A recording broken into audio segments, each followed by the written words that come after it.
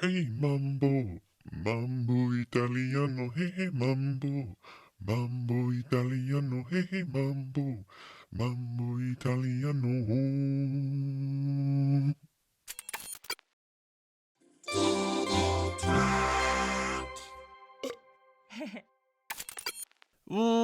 What's up, all you doodles and doodlers out there, you schemers and dreamers, and welcome back to yet another episode of Doodle Talk. This is episode 51. 51. This is not a drill. This is not a drill. I repeat, this is not a drill. This is episode 51. Hope you guys are good. Come on in, grab a seat, put on some clothes that don't really match. Some call it social suicide, what I'm wearing. I call it fashion, baby. So try and keep up, okay? Roast me down in the comments if you think this looks terrible. But you know, sometimes you just gotta take a step outside of what you think looks good, just to have a little fun. You know, I really love red, yellow, and orange are like my three favorite colors right now. So I mean, at the right angle, in the right color, in the right light, I think it works. Don't tell anyone I'm wearing this color combination. Clip it and ship it. Hope you guys are good. I'm doing pretty good.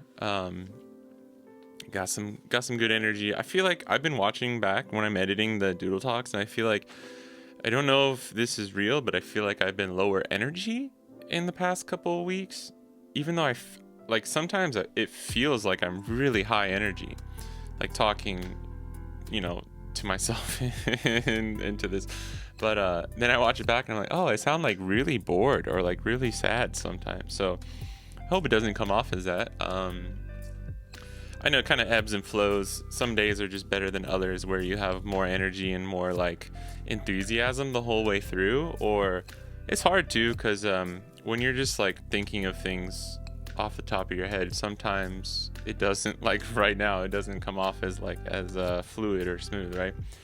But hope you guys are doing good. I do want to just say at the top here, I feel like I kind of need to reiterate myself, because I don't know, not everyone's watching every episode of this, right? And they don't really, probably not watching too far into the actual podcast, unless you're an OG and you're listening to all of them all the way through. Shouts out to you guys. I know there's about 4 of you.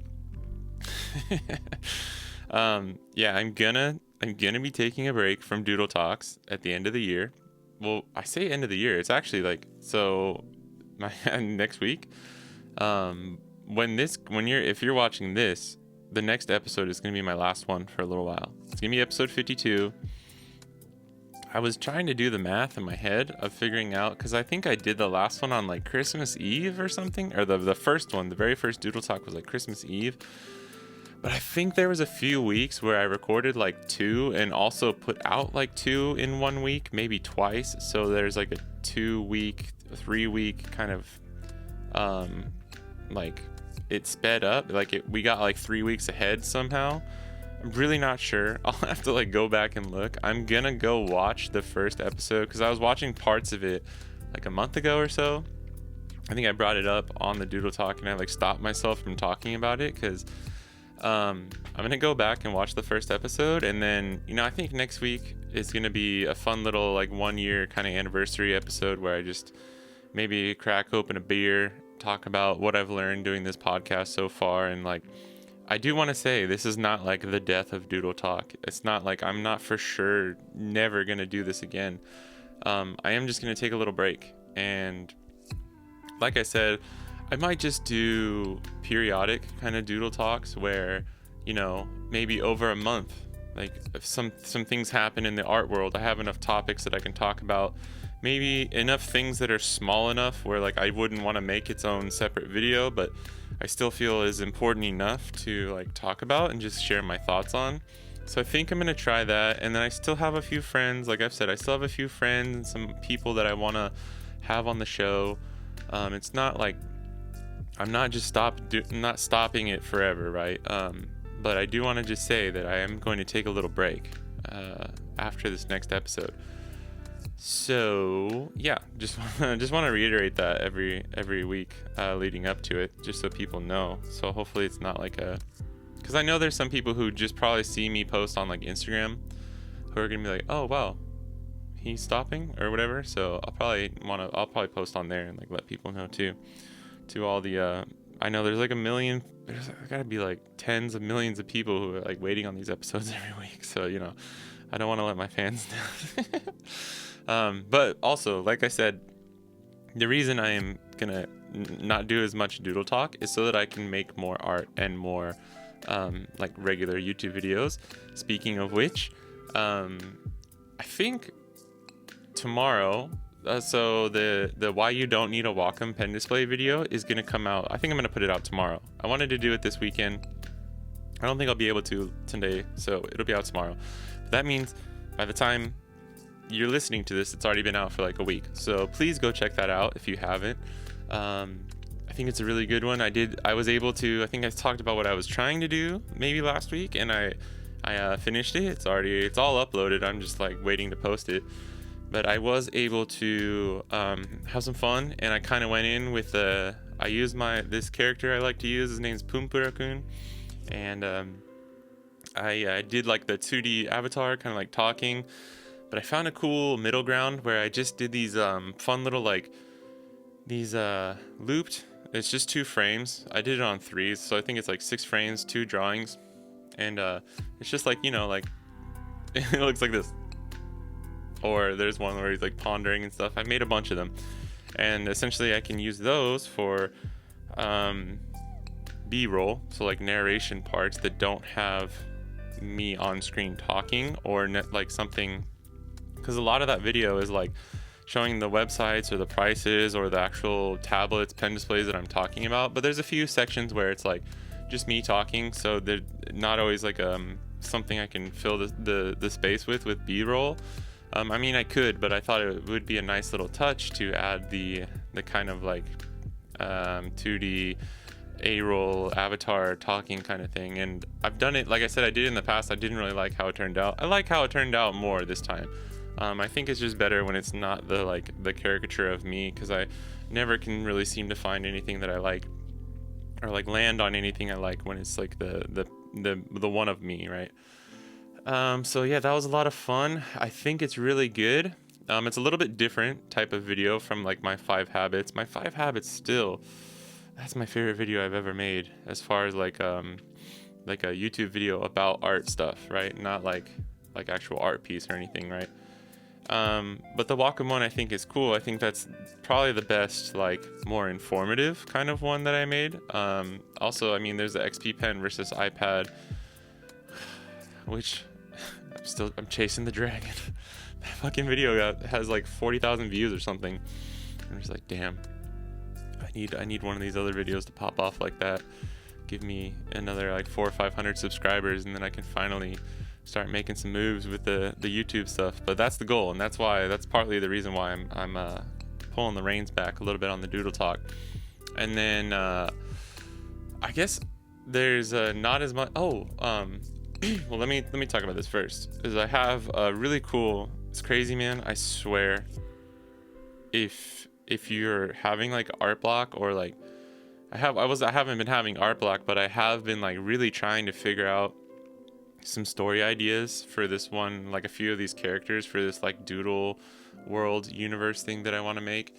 And one of the characters who's like a thunder oni. I don't know if I'll actually make this like canon or whatever, but like I came up with this really cool like kind of short story idea. Like it could definitely be a comic. I was considering doing a comic, but I think I can make a short little animation.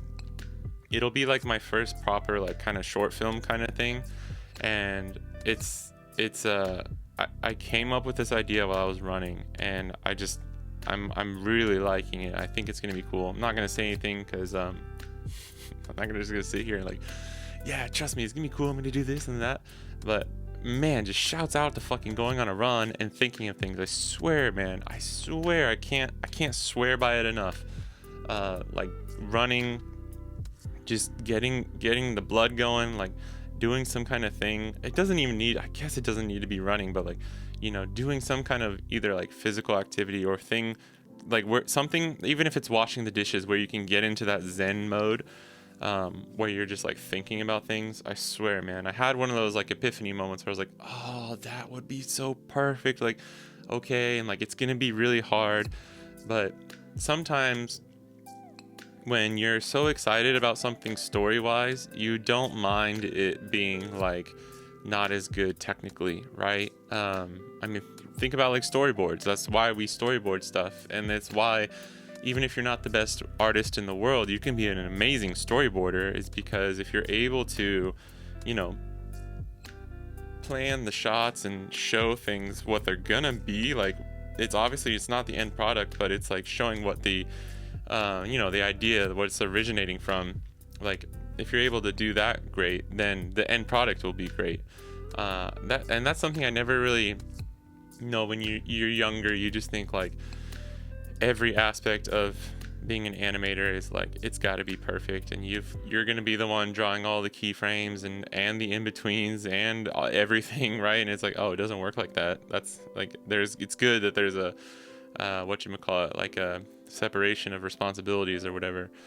But yeah, just wanted to shout out fucking those like epiphany aha moments, because I definitely had one about 2 or 3 hours ago when I was on a run, and that shit, man, I'm so excited to like sit down and try and make this thing work.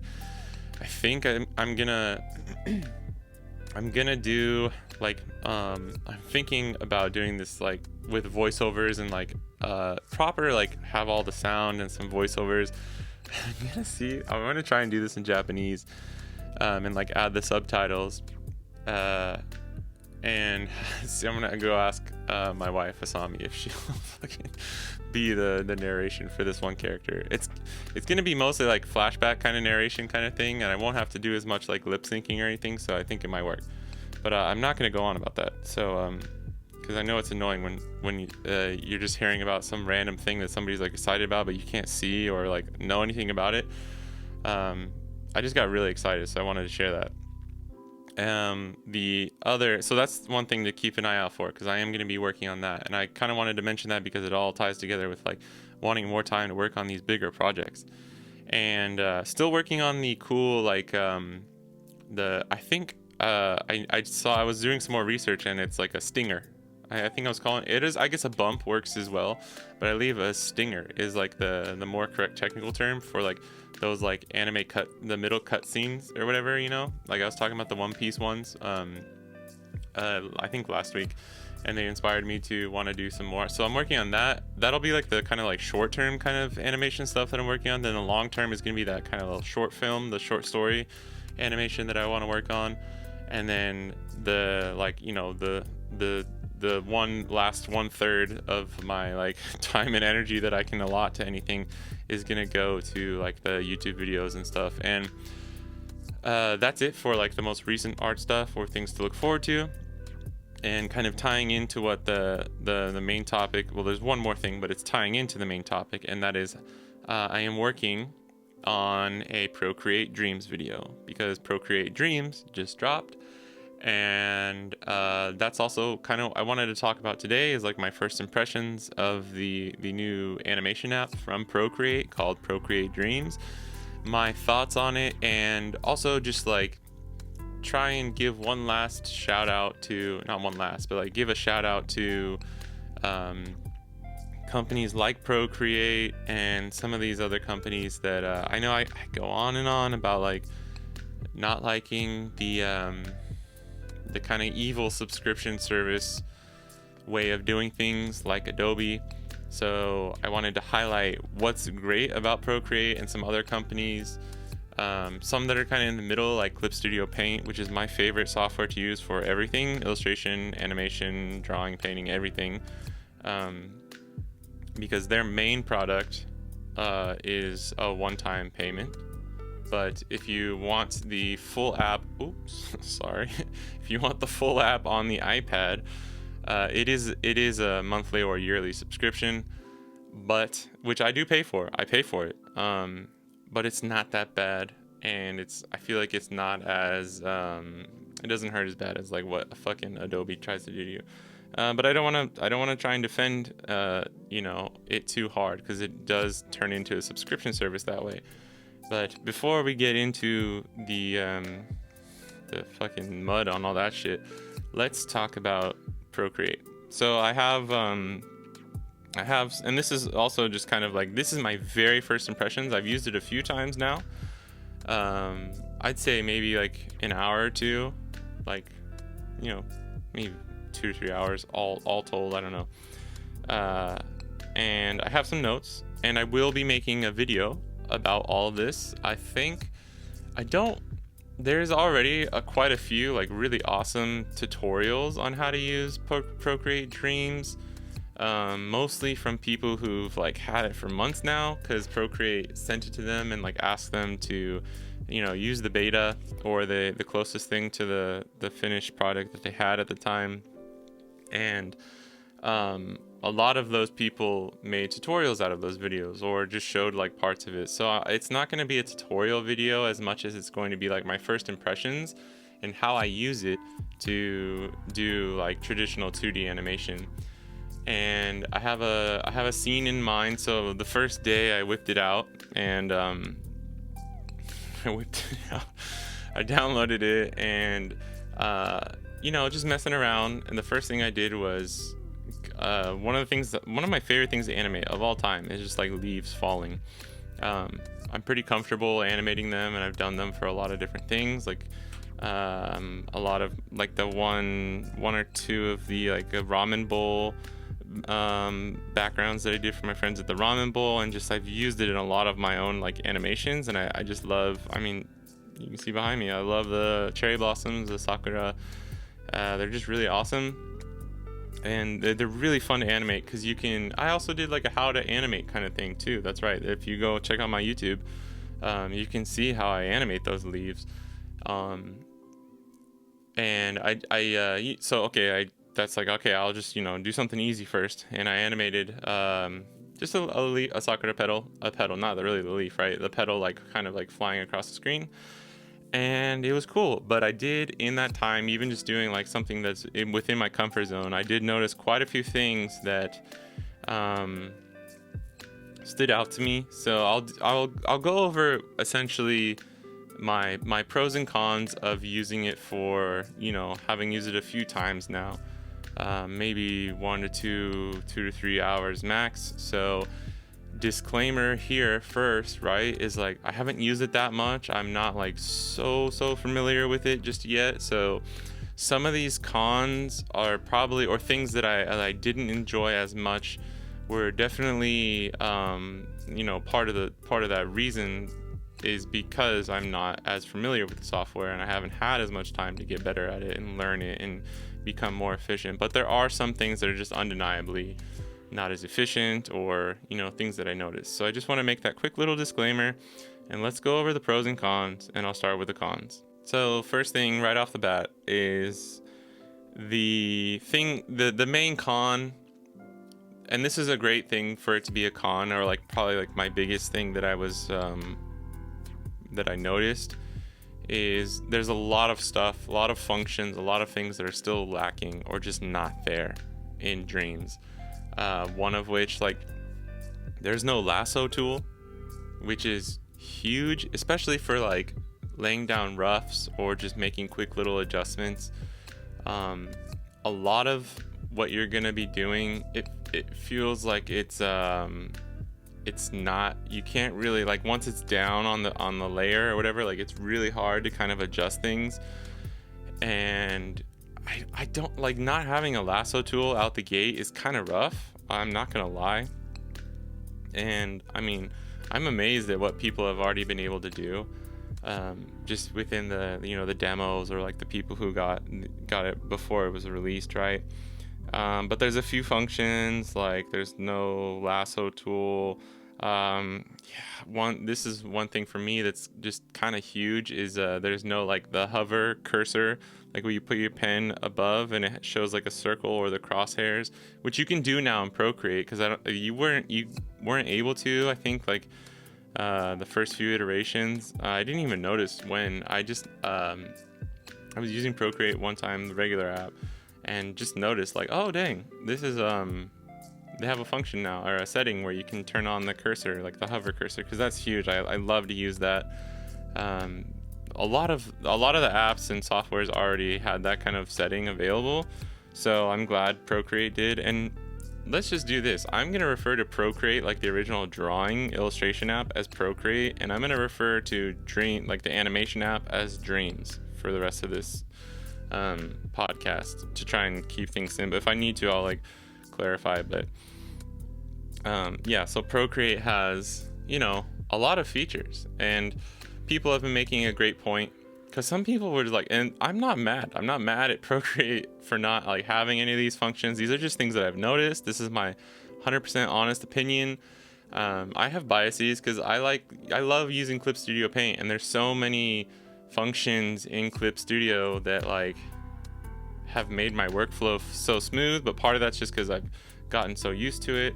Like Clip Studio was also, it's a little bit of a learning curve, but the timeline is pretty more traditional, I'd say, closer to like Adobe Animate or OpenTune. I've never used Toon Boom Harmony, but I use like the OpenTune, like the free version of that software. I've used that before, but I guess that one's a little bit different too. But like it's closer to your traditional like timeline, like way of thinking kind of things, and like traditionally like just drawing out frame by frame. And it's a lot easier to kind of like move things around. You can group layers, and you can group folders with layers as individual frames, which is huge. There's a lot of things in Clip Studio where like Dreams doesn't need to be the same. It doesn't need to, like, I appreciate that they're doing something different, but there are just things that like I've noticed. And so I just want to say, like, that's what I'm going to be comparing it to mostly, is because I've had the best animating experience I've had is in Clip Studio, and I've used, you know, 3-4 kind of different softwares, so I'm not like the most experienced, but I do have some experience. And then yeah, I don't mean any of this to sound like poo-poo shaming Procreate for not having these functions yet. It's a day one app, and it's, in general, I mean, like, if you want to know, just to start off, like, my initial and overall impression is like, it's great, it's awesome, it's a really cool app. And but like the huge caveat is like it's gonna get really good over the next like year or two, right?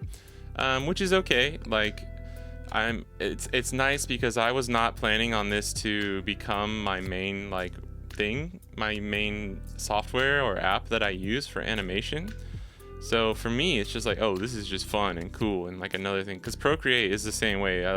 I occasionally will illustrate in Procreate, but I just have brushes that I like better in Clip Studio. And some people love the simplicity of, and like having everything out of the way in Procreate, but I don't mind. I use the iPad version of Clip Studio. They do actually now have like a simple mode that you can use, and you can customize it however you want. Like you can make it pretty simple if you want, but having all the things there. And then I've even I have like on the iPad, you have this like sidebar that you can swipe out, and it has like touch functions that you can like set as like shortcuts and actions and all that. Basically like touch hotkeys.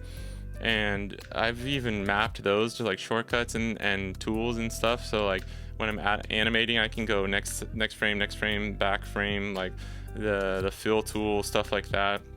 There are just things like that too, where a lot of this is nitpicky, but it's just things that I've noticed is like the fill tool is so much better in other programs like Photoshop even, and Clip Studio. There are like the thing that I noticed with Procreate is like, in order to create such simplicity, you do have to make concessions in other areas, which doesn't always lead to more simplicity. It sometimes means like, oh, well, you're gonna have to drag this over and drop the color if you want to fill it, instead of just like being able to tap one button and, you know, just tapping it, like tap to fill. And like in Clip Studio, there's so many it's just way more customizable, and it's so much faster that way, where if you're working on an animation, and this is the thing too, whereas I'm wondering if they will implement this into Dreams, because this is huge for animation, because when you're going frame by frame and you got to fill in all those colors, dude, let me tell you, like dragging and dropping and like swiping it over and pulling and like, oh, I missed, shit, I gotta go back, oh, that's not, yeah, I forgot, this is like, it's like it may not sound that much time or that much of a time save, but it really is. especially because like there were ways that I was doing it even in Clip Studio where it was like kind of not the most efficient way, and like I'm sure I'm not 100% efficient with everything I do. I know I'm not, but it's just like there's so many more easy ways to create a better workflow. And the reason I may sound like nitpicky and stuff here is because this is for animation, right? Dreams is for animation, so these are things that I would like to see implemented, and might as well would like to see implemented in Procreate as well, because like this is my thing, is like there are these little time saves that you can get in and I'm sorry, because I think there are like I'm pretty sure like Toon Boom and some of the actual like more animation oriented softwares, they have even better stuff too, where you can set like, it's like almost like an automation kind of feature where you can set like what you want to be filled, and it will automatically fill in like that area or that thing like through multiple frames, which I forgot I had seen something about that, which is amazing. So I guess there's another caveat that needs to be said of like, this is within like the main kind of core, like not super expensive softwares like Toon Boom and some of those other softwares are really expensive, like hundreds if not thousands of dollars for certain subscriptions, depending on how many people, or like if you're a company, or if you know you're a studio or whatever. But yeah, I don't want to give Clip Studio Paint too much of just their own credit, because there are other innovations and other things that have happened. But I'm saying like something like Clip Studio, or something that can refer to multiple layers, or like get to the point where it almost becomes like an action that you can program, and maybe even like through the help of like AI or whatever in the future, it can essentially just like figure out or guess like every time it sees like essentially the shape of the line art of your sweatshirt, it's going to fill it in for every frame up to X number of frames, right? So they're already getting to that point, is what I'm trying to say. So this is all subjective, right? Yeah, it's all just my opinions, right? That's all my bias. But yeah, not having the lasso tool, not stepping up anything from like the fill tool. One of the things I wrote down is like, it feels like you have to manually go back and fix so much stuff, like not being able to create frames on 2s and 3s automatically. And what I mean by that is, if you're in Procreate Dreams, if you're in Dreams and you just click like the plus sign for the next frame, it's as far as I know, it's always going to put it on 1, which nobody's really animating on 1s unless you just really want it to be smooth. Like the bare minimum I'd say is probably 2. You're normally animating on 2s, 3s, or 4s just throughout certain parts of an animation, especially like Procreate Dreams is geared for independent artists and a lot of people like me too, who like to do just fun quick little short GIFs and little loops, or little animations, short animations, where we're not animating on 1s a lot of the time, especially just because normally you don't need to. Sometimes animating on 1s isn't even perceivable to like the human eye. One random little nitpicky thing too is like, when you're creating a new canvas and it gives you the frames per second choice, it's like 12 for like animation, 15 for anime, and then like 24 is like film, and 30 is like cinema or something like that. And I was like, what are these numbers? Where are you getting these like frames per second kind of thing? Like, first of all like most film and traditional animation is all on 24 seconds frames per second, right? You can kind of make the argument that it's 12 frames per second, because most animation is done at 24 frames per second animated on 2s, so there's going to be 12 drawings per second, but each drawing is held for 2 frames, but it's still 24 frames per second. So I don't understand.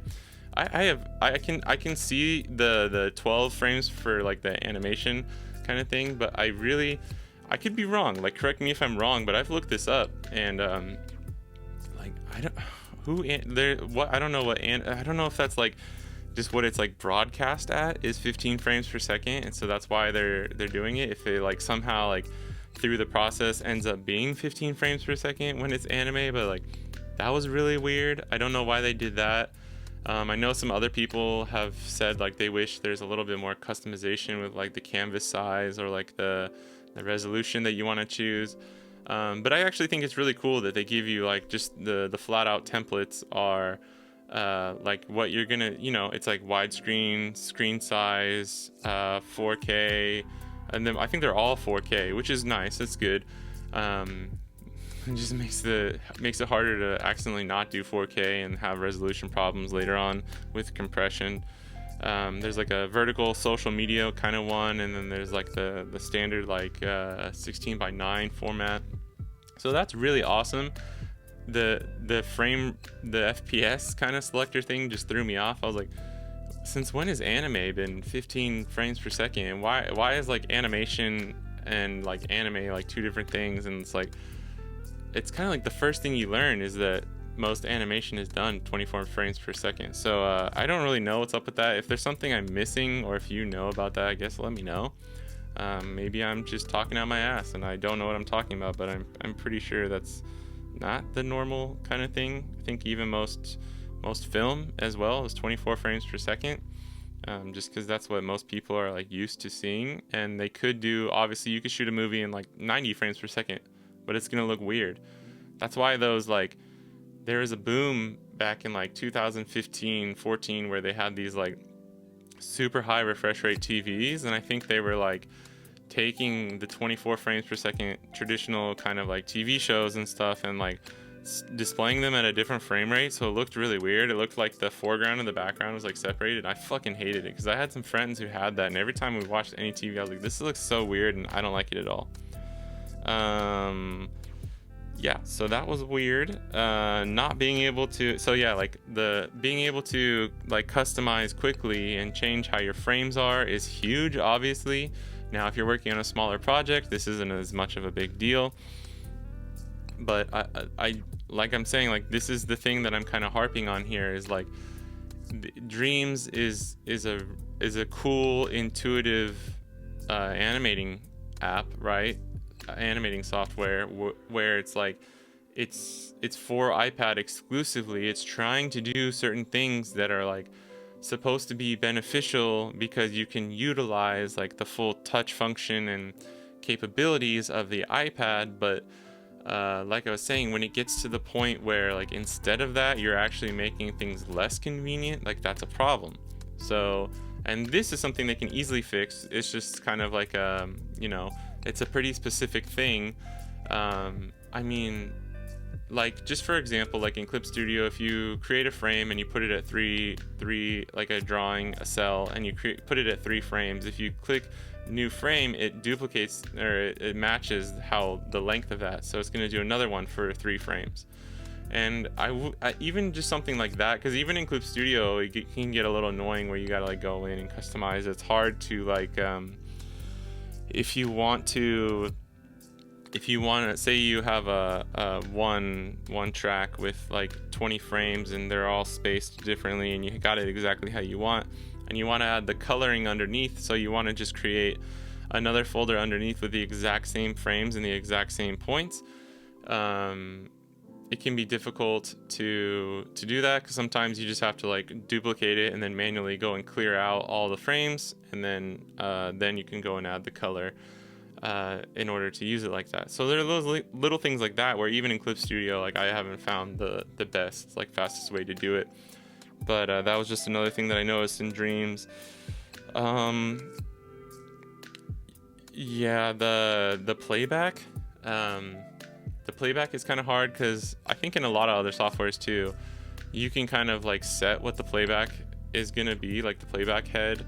Like it's similar to like if you've ever used music programs too, like Logic, where you can like loop back a certain point. You just like drag it across at the top of the timeline and create like the parameters for what you want to hear back.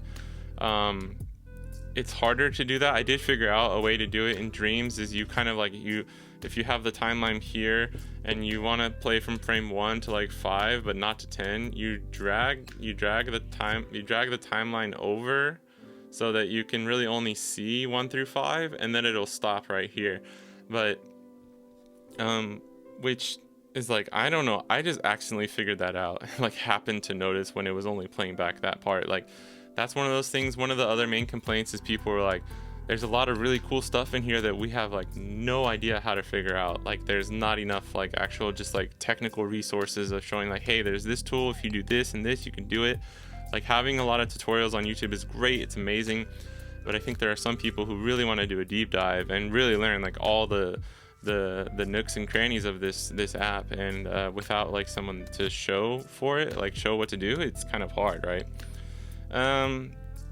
But yeah, so there's something like that, but that's also like, it feels like, oh, that's kind of intuitive, but it's also like, I don't really want that. I want like, because then if you want to look at the timeline at a different view or like zoom out, you can't get the same playback parameter that you had before. So another one of those like weird things where it's like the simplicity and like the ease of use kind of thing is actually creating something that's almost like a problem or just like annoying to work around, right? Again, that's another easy thing that I'm sure they probably have already thought about, and they're making something for it, just like another feature that's going to be added in. But they wanted to have some way that you could still do it from the first release, and it's like, that's awesome. Again, all these things that I'm talking about are just little nitpicky things, especially just things that am comparing with Clip Studio Paint. And I know that like more than half of what I'm saying, all these things are probably going to be new features that are added within, I don't know, it could be even like weeks, months, or like within a year of its release. Because yeah, an important thing to say is like Procreate, when Procreate first came out, it wasn't really regarded as this like amazing illustration drawing app. It was just like, oh, this is kind of cool, you can use it on your iPad. And then over time, like all these features got added, all these cool little things, all these little things that like other softwares can't do. And so I know I was saying pros and cons, but I'm gonna keep it going so I can get to like the things that I do like. Actually, that's it. Cool. That's it for the cons. So let me talk about the pros, because I've just been rambling for like 40 minutes about the bad stuff about it. But I think it's important. These are all the main things that I've noticed. The good things about it, right? Sorry, one more con is like there's not a lot, you can't customize brushes, and there's a lot of the other like kind of like editing kind of things that Procreate has but Dreams doesn't, and that's just, I know that's coming, that'll be there soon, but it does make it kind of hard to use in certain circumstances. But the great things about it, so it's, you know, the timeline is cool. Being able to switch to just the flipbook mode is pretty cool too. It does make it really fun to kind of like use your pencil or use your finger and kind of like flip through the frames. It would be nice if they had a function where it's like literally, because it's like if you have a drawing for 2 frames and you scroll to the next the frame, it's still on that same drawing. If they had a mode where it's like go to the next cell, go to the next drawing, that would be really cool, because then you can really see it as like a true flipbook instead of like the literal same as the timeline. I hope that makes sense. But yeah, there's a lot of cool features, and it's fun to draw in. There are parts of it that are really cool and intuitive and like feels good to, you know, to be working on an iPad, and to be able to switch to the flipbook mode and have like the whole real estate of the screen to work in is really awesome. Like obviously Procreate brushes, everything's really good. They're just, you know, it's just missing a lot of stuff that I think is pretty essential or crucial to for most people's workflows. But that's, you know, like I can't really just keep complaining about that, right? So yeah, I think it's good. Like working in it, it feels good. I had yes, okay, sorry. So the one thing I'm most excited about is the automation that you can do, the performance. And I'm not sure if this is the real technical term that Dreams uses, but it's like people have been calling it keyframing, which I don't really like, because keyframes are keyframes, and if you can keyframe automation, right? But this is like, and for people who have used like music softwares and know about automation and music softwares, this is going to be like, oh yes, because you can do this in other softwares as well, like Clip Studio Paint. You can automate movement or scaling and stuff like that. So this isn't like super original, but the thing that is really amazing, and this is probably the thing I'm most excited for, and am going to try, because I'm making like another little animation that's going to be utilizing some of these features for the video that I'm making. on Dreams. And what you can do is, because like, so say you're in Logic, you're recording a song. If you want to change, let's say you have reverb, right, for the voice, the vocals. I'll make this as simple as I can. If you have reverb and you want it to like kind of like you want it to kind of come in and out at certain sections. So let's say it's like a chorus and you want some of the lyrics to be like just a little reverb and you want it to go up and then go back down. What you can do is you can go on the little line and like make points and like do it manually, right? And this is essentially what we've been able to do in other animation softwares. And to my knowledge, I don't know any that are offering the way to do it like you can in Dreams. But so like I said, there's two methods, right? There's one where you're just like doing it manually, entering in the points, and there's another where you're recording your actions over time, which is great for music because, you know, it's all time based. And let's say you want it to be very nuanced, and so you click record, as in like you're recording over the automation that you're doing, and this is for Logic, right? And let's say you have your fingers on, your mouse is on the slider for how much reverb is there, right? And it's going along, and you can just manually go in, like, so all your actions are being recorded in real time on the track that it's affecting. And then you can stop, you stop recording, you go back, play it back, and then you'll see that all the automation is exactly how you did it. And it's like you're performing real time. And this is in Dreams, it's called performance. And this is the thing that I was the most excited for, just seeing somebody being able to do this. And especially, this is where I think it's really going to shine, where it's like, yes, this is on the iPad, and yes, there are limitations, and like some of the things that we want to be so simplistic are causing, you know, things to be different as far as workflows or efficiency. But you do get the added bonus of being capable to do these other things that some of these other even like more prominent or extremely famous expensive softwares can't do. And so this is what's cool about Dreams, is like, say you want to you know, you want to have like a character like bounce up and down across the screen, right? It's as simple as like creating 2 keyframes, or creating, I don't even know, I haven't been able to play with this feature that much, but you can create a keyframe and have the action, like, you know, it's going to be moving and scaling or whatever, and then you hit the performance, you hit the record button, and it's just like, so if you've worked in music, this is going to seem really natural and like familiar to you, right? But then, you know, you take your pencil, you grab the character, and it's got the, at least there's no lasso tool, but at least there's like moving functions and stuff. And, you know, you move it across the screen while it's recording across. So you have 20 frames, and, you know, you press record and you have it go across, and then it stops, and you go, you can play it back, and it's going to do the exact motion that you had. And this is really cool.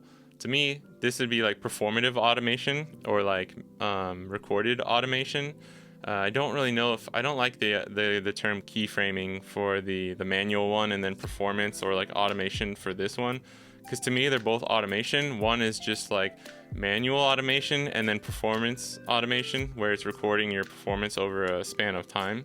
So that's how I like to think about it in my head, because keyframes are just keyframes. Keyframes are literally like, you know, digital keyframes are, a lot of the times they are kind of referred to as like anchor points, essentially, where you might have something happening, but keyframes are still keyframes, as in like the main longer held poses of your animation, right? So I don't really like muddying the term like that. I like keyframes to be like its original meaning, and you can still, I mean, maybe you want to call it automated keyframes or something, right? That's getting into the weeds, but that's the one thing I'm really, really excited about. And I do have some cool ideas. I have this, I'm gonna make this little animation kind of going on with the theme of like the Sakura petal. I'm gonna have like a torii gate, like the red torii gate that you see in Japan, kind of based off of Miyajima. If you've ever seen Miyajima, there's like the famous kind of like floating in the water, there's a torii gate there. And I'm gonna have like that with like the mountains in the background, and I'm gonna try and do some like shifting with like the background, middle ground, foreground, and then have like some petals falling across, and maybe have even the closest foreground petals like be kind of blurred out, like you would see naturally, kind of like this, right? Have some Gaussian blur or something. So there's gonna be some effects and things that I'm trying, and I will give my full kind of like more condensed, comprehensive rundown of my first impressions and how I felt working on that project in that video. But for now, this was just, my very first impressions, getting really nitpicky. But if you're someone like, I would love to hear this about the program if I hadn't tried it, or if I was thinking about trying it. I'd love to know. I know it's kind of specific, so if you're like a clip studio guy and you are thinking about using Dreams, like, I wonder if I can switch over to this. The short answer is like, yes, you definitely will be able to. If you it's $20, it's one-time payment. And this is what I wanted to end on, is like, I may be nitpicking parts of it, but I want to stress so much that, like, this is amazing.